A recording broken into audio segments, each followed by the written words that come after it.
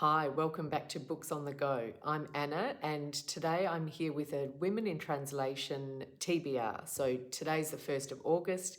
It's Women in Translation Month, which was started by, you probably know, Radzinski in about 2015 and is a great way to focus on reading more women in translation, but also reading widely, reading around the world, which I love doing. And I've found 4 books on my shelf by women in translation, which I'm hoping to get through this month.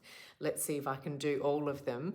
And so in no particular order, I have Heaven by Mieko Kawakami and translated by Bett, I want to say, and David Boyd from the Japanese.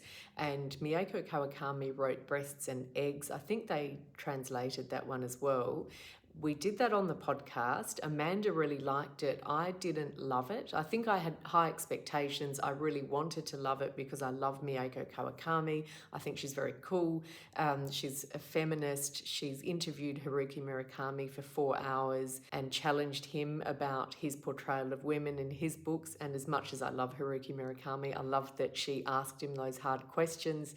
And I think she's excellent, and so I think I wanted to love it more than I did, although she has a very engaging writing style and it's quite disarming, very honest, but I just didn't quite get on with that story.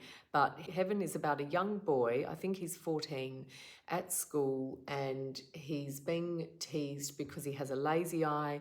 He befriends a girl and their bond becomes stronger, but the question is what is the nature of a friendship when your shared bond is terror, which sounds a little bit unsettling. Yes, it's been described as intimate and multi-layered. It's been blurbed by Nisha Dolan, who wrote, I've forgotten the title, I didn't love it, but the book set partly in Hong Kong, that was a big hit about 2 years ago, and she's an Irish author. Heartbreaking and compelling.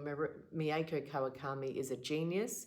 The New York Times book review has said it's masterly, and it was on the Time 100 must-read books of 2021, so I must read it. So that's Heaven, and it's only short, so I think I can get to that one. Then we have Cursed Bunny by Bora Chung, translated by Anton. I spoke about this in my previous video because it was part of my London book haul. Very excited about it. It's a collection of short stories. Bora Chung is a Korean author, and it's been shortlisted for the International Booker Prize 2022. It's been described as genre-defying, but it sounds like it has elements of horror, science fiction, and magical realism. So I'll be very intrigued to see if I get on with this one, because I don't always love those genres. But the first page, it is unsettling already. The first page I just looked at, and the first line is, she was about to flush the toilet. Mother, she looked back, there was a head popping out of the toilet calling for her. So that's already quite disturbing, but really intriguing. So that's Cursed Bunny, and as I said in the previous one, love the cover of this one. So Annie and I just wanted to buy it because we thought it had a very cool cover and it was very hard to get for a while. So I found that in London. Then we have Paradais by Fernanda Melchor, translated by Sophie Hughes from the Spanish. And this one I bought a while ago, and it was an auto buy because I don't know if loved is the word, but Fernanda Melchor's previous book, Hurricane Season, which I read last year, was excellent, but very intense, very harrowing and sort of brutal, and one of those books that you have to recover from, and you can't read another book again for a little while. And so whilst I bought this immediately when I saw it, I also haven't read it because I'm a bit nervous about it if it's going to be that same intensity. So Fernanda Melchor's books are set in Mexico, and where she was raised, I believe, and this one as well is set in Mexico, and this is set in a luxury housing complex, and it's about 2 teenagers. So one, Franco, is lonely and overweight and fantasizing about his married neighbor who's a married woman, and Polo, it wants to quit his job as a gardener, and together they hatch a macabre scheme, which doesn't sound good, but she's a thrilling writer, And Samantha Schweblin says Fernanda Melchor has a powerful voice, and by powerful I mean unsparing and devastating, the voice of someone who writes with rage and has the skill to pull it off. And that rings true to my reading of hurricane season. So again, it's a short novel, and I think I'll be able to get to it this month, but I'm with trepidation, but also and great anticipation because she's such a skillful writer. So that is Paradais. I don't know if I'm pronouncing that correctly. Then we have Violets by Kyung-Sook Shin, translated by, I have to check, hang on, Anton. So also translated by Anton from the Korean.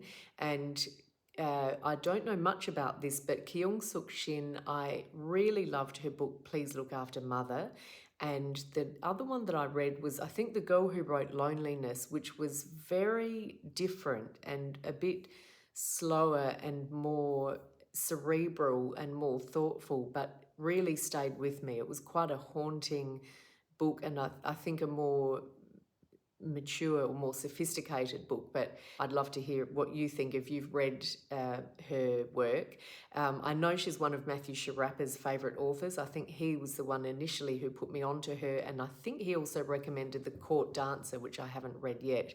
But this, I think, is her latest one, Violets, and it's about a young girl in South Korea in 1970 who has a moment of intimacy with her friend Nae, but then there's a violent rejection, and that sets San on a troubling path. And then we meet San working in a flower shop, and we meet the characters who she encounters in the flower shop, and she wants to jumpstart her life, and she then plunges into an obsession with a passing magazine photographer. So it's a story of thwarted desire, and it sounds like it deals with a woman searching for freedom, but also looking for friendship or intimacy. But in any case, because it's Kyung-Sook Shin, I'm very confident that it will be interesting and handled really beautifully. She's such a great writer. So, and then Anton translating. So that one will be really good. Annie and I, I hope it'll be good. Annie and I are doing this on the podcast, and so we'll be recording on Friday. So it's Monday now, so I'll have to start reading this, I think, tonight or tomorrow if I can get it done in time. So I'll report back, but stay tuned for that episode of the podcast, and let me know what you're reading for Women in Translation Month, and I will see you soon. Bye.